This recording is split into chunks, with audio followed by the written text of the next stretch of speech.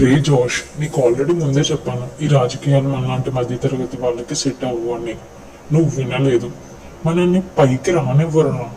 పైగా మన నేచర్కి ఆ ప్రొఫెషన్ అస్సలు సెట్ అవ్వదు. ఇప్పుడు బాధపడి ఏం లాభం చెప్పు? ఇకనైనా ఏం మించిపోయింది లేదు. ఏదో ఒక మంచి బిజినెస్ స్టార్ట్ చేయి. ఇవన్నీ తీరిగ్గా తర్వాత చూద్దాం.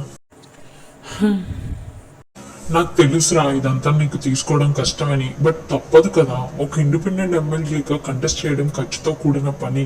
పైగా కోట్లలో ఖర్చు చేయాలంట. మన వల్ల అవుతుందా చెప్పు?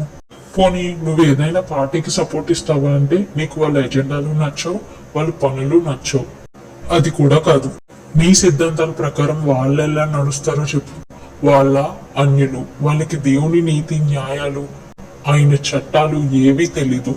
నువ్వు వాళ్ళని బైబిల్తో ప్రభావితం చేయడం అంత ఈజీ కాదని నీకు తెలుసు. అలాంటప్పుడు ఇదంతా ఎక్కడ ఏ పనిరా? ఒకసారి ఆలోచించు. నువ్వు చెప్పాలనుకున్నది ఏదో డైరెక్ట్ గా చెప్పాను. ఇదంతా ఇప్పుడు వదిలేయమంటావా? నిన్నిప్పుడు పూర్తిగా నీ దర్శనాన్ని వదిలేయమని చెప్పను. ఇప్పటి వరకు ప్రజల్లో ఉంటూ యూత్ ని మోటివేట్ చేస్తూ చాలా కష్టపడ్డావు. నీ సిద్ధాంతాలు నచ్చిన యూత్ ని చుట్టూ ఉన్నారు, కానీ వాళ్ళకి అనుభవం లేదు, అంత వయస్సు లేదు, విషయ పరిజ్ఞానం అసలే లేదు. ఎంతసేపు నువ్వు వారిని ఎడ్యుకేట్ చేస్తూనే ఉండాలి. వాళ్ళలో కూడా ఎవరు సెటిల్ అయిన వాళ్ళు లేరు. అలాంటప్పుడు ఏ ధైర్యంతో రా నువ్వు ముందుకు అడిగేసేది? ఇదంతా చాలదన్నట్టు అంకుల్ సంపాదించింది చాలా వరకు ప్రజలకి ఖర్చు పెట్టేశావు. పైగా నీ సంపాదన కూడా దాచుకోకుండా పంచి పెడుతున్నావు. కానీ ఈ కష్టం కూడా సరిపోయేట్టు లేదు. నువ్వు చెప్పింది నిజమే అన్నా, కానీ మా డాడీ ఎప్పుడు చెప్తుండేవారు, దర్శనం దేవుడిచ్చినది అయితే దాని నెరవేర్పు ఆయన బాధ్యతే అని. అది పూర్తిగా నమ్మాను గనుకనే ఇక్కడి వరకు రాగలిగాను. నువ్వెన్ని చెప్పు, నేను మాత్రం ఇదంతా మధ్యలో ఆపలేను. అప్పా, అంత ఫూలిష్ గా మాట్లాడుకు జోష్. ఇవన్నీ మనం మాట్లాడుకున్నంత ఈజీ కాదురా.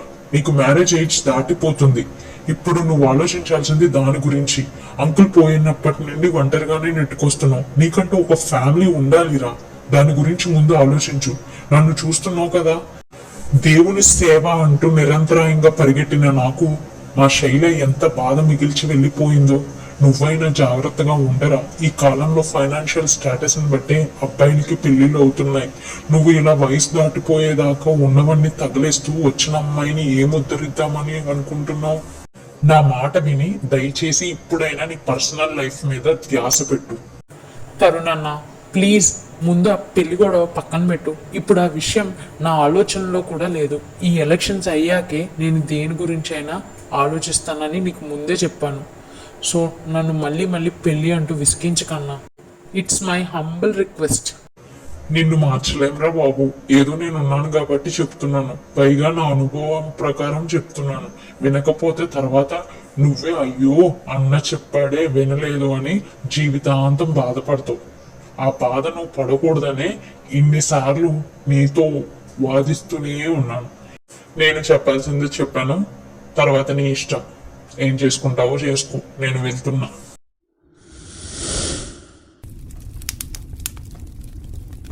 తరుణాన్ని బాధ పెట్టాను. తను చెప్పిందంతా నిజమని నాకు తెలుసు, కానీ నా దర్శనాన్ని నేను అంత తేలిగ్గా తీసుకోలేను. మా డాడీ చివరి మాటలు మర్చిపోలేను.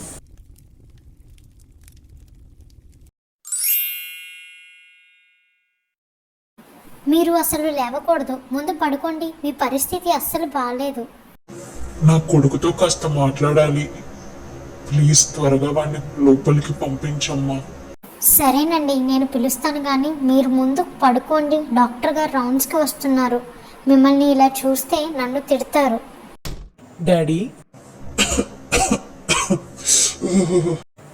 అయ్యో డాడీ, ఏమైంది మీకు? నా హెల్ప్ లేకుండా ఒక్కరే లేచి ఇలా కూర్చున్నారేంటి? నన్ను పిలవచ్చు కదా. పర్లేదు జోష్, నీతో కొంచెం మాట్లాడాలి. మీరు నాతో చెప్పాలనుకున్నది బెడ్ పై పడుకొని కూడా చెప్పొచ్చు. ఉండండి, నర్స్ని పిలుస్తాను. నర్స్. హే హే జోష్, కామ్ డౌన్ నాన్న. ఇక నన్ను ఇబ్బంది పెట్టకు. నేను నా దేవుణ్ణి కలుసుకునే సమయం దగ్గర పడింది. అయ్యో డాడీ, అవేం మాటలు? ప్లీజ్ అలా మాట్లాడొద్దు. మీకేం కాదు. మన ప్రభువు మీకేం కానివ్వరు. జోష్, ముందు నేను చెప్పేది విను నాన్న. సరే డాడీ, విషయం ఏంటో చెప్పండి. నీకు గుర్తుందా జోష్, చిన్నప్పుడు నువ్వు పెద్దయ్యాక ఏమవుతావని నేను నిన్ను అడిగితే కలెక్టర్ అవుతా అని చెప్పేవాడివి. ఇప్పుడు దేవుని నీతి న్యాయం చట్టం అంటూ నీకు వాక్యం నేర్పించిన నేనే నువ్వు యూపీఎస్సి అటెంప్ట్ చేస్తా అంటే నేను నిన్ను ఇప్పుడు వద్దు అంటూ వారించేవాడిని. ఆ మాట విని నువ్వు కోపగించుకునేవాడివి. ఆఖరికి ఇప్పుడు కూడా నువ్వు నీ డిగ్రీ కంప్లీట్ చేసుకుని అటెంప్ట్ ఇవ్వబోతుంటే నీకు నేను అడ్డుపడి రాయనివ్వట్లేదని నీలో నువ్వే కృంగిపోతున్నావని నాకు తెలుసు నాన్న. అయ్యో డాడీ, ఇప్పుడు అవన్నీ ఎందుకు? ముందు మీరు రెస్ట్ తీసుకోండి. ఇప్పుడు మీరు ఎక్కువ స్ట్రెస్ తీసుకోవడం మీ ఆరోగ్యానికి అస్సలు మంచిది కాదు. లేదు జోష్, నువ్వు ఇంతగా బాధపడుతున్నా సరే నేను నిన్ను ఎందుకు ఐఏఎస్ అవ్వనివ్వకూడదని అడ్డు పెట్టానో నీకు తెలియాల్సిన టైం వచ్చింది నాన్న. ఇప్పుడు కూడా నేను నీకు కారణం చెప్పకపోతే జీవితాంతం నన్ను నీవు క్షమించవు. నేను నీ దృష్టిలో ఒక విలన్ గా మిగిలిపోవాలి అని అనుకోవటం లేదురా నాన్న. కానీ నేను ఇప్పటి వరకు నీకు నిజం చెప్పకపోవటానికి కారణం ఉంది. కారణమా? ఏంటి డాడీ అది? ప్రభువా, నా కొడుకుతో మాట్లాడడానికి నాకు సహాయం చేయి. వాడు నన్ను అపార్థం చేసుకోకుండా నీ దర్శనానికి తల వంచి నీ చిత్తాన్ని నెరవేర్చే బిడ్డగా ఉన్నట్లు నా కుమారునికి సహాయం చేయ ప్రభువా. వాణిని నీ చేతిలో పెడుతున్నాను, నీవే వానికి తోడుగా ఉండు. నా మరణం తరుముకొస్తుంది జోష్. ఇది దేవుని సమయమో కాదో నాకు తెలియదు, కానీ నీ కొరకు దేవునికి ఒక ఉద్దేశం ఉంది నాన్న. నువ్వు పుట్టక మునిపే దేవుడు మీ అమ్మకి ఒక వాగ్దానం ఇచ్చారు.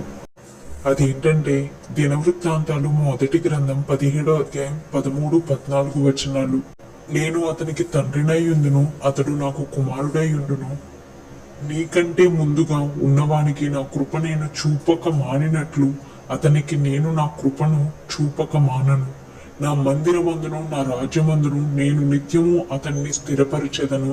అతని సింహాసనము ఎన్నటికీ స్థిరముగా నుండునని అతనికి తెలియజేయము అని సొలొమోను పుట్టక మునిపే దావీదుకు చెప్పిన వాగ్దానం నీ ఎడల దేవుడు మాకు అనుగ్రహించారు.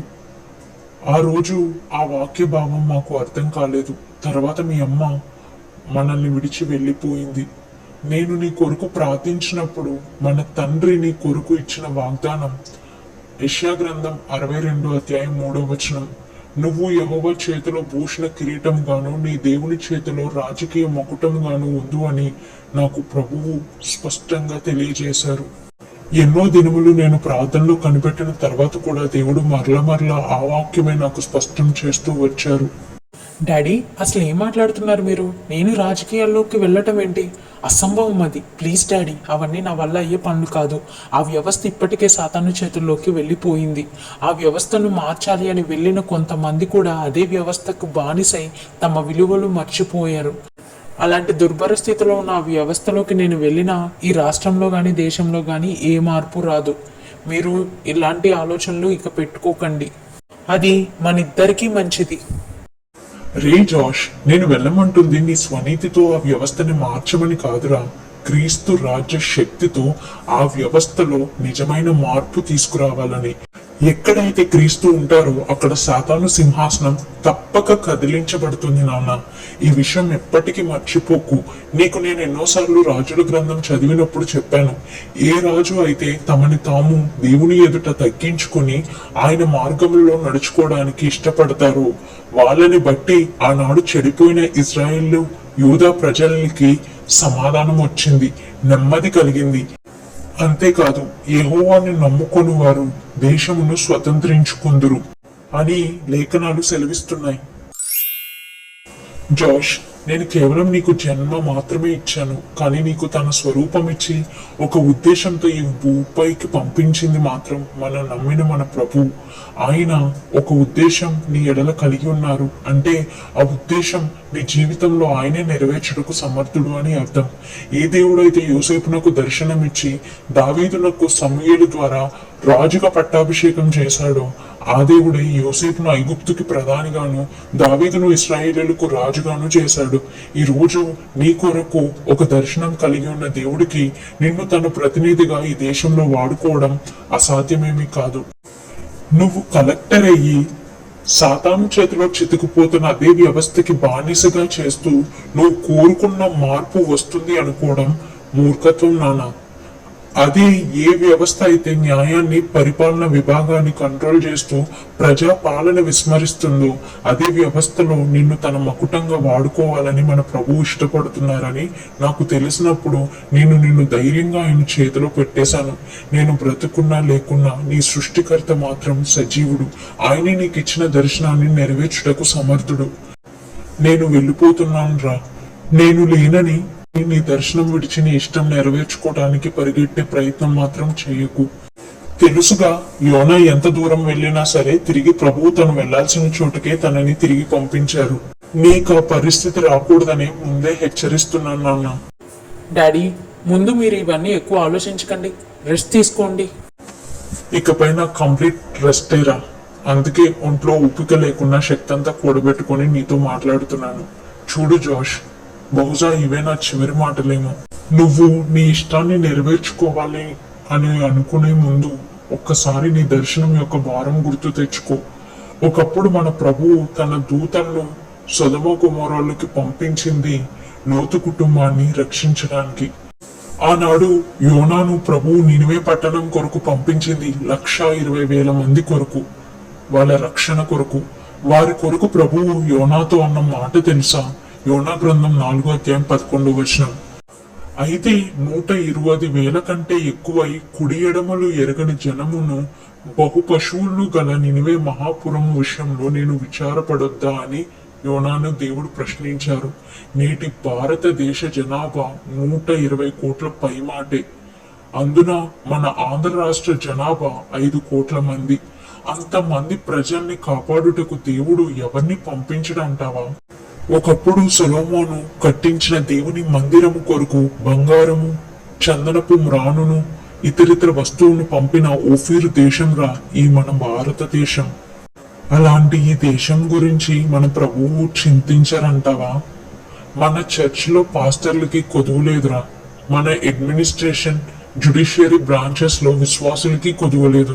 కానీ వీరందరికీ ఒక సమస్య వస్తే చట్టసభల్లో నిలబడి ప్రశ్నించడానికి ఒక దర్శనం కలిగిన నాయకుడు లేడురా. నిన్ను అలాంటి ఒక నాయకుడిగా ప్రభువు వాడుకోవాలని ఇన్నాళ్ళ నా ప్రార్థన. ఒక్కడితో మొదలైతే 1000 మందిగా ప్రభువు నిన్ను చేయగల సామర్థ్యం ఉన్నవాడు. నువ్వు ఖచ్చితంగా ప్రభు దర్శనం నెరవేర్చగలవని నాకు నమ్మకం ఉందిరా నాన్న. ధైర్యంగా ఉండు, జాగ్రత్త. నమ్మిక మాత్రం ఉంచు జోష్. మిగతాది మన ప్రభువే చూసుకుంటారు. మన ప్రభువు నీకు ఎల్లప్పుడూ తోడుగా ఉండునుగాక.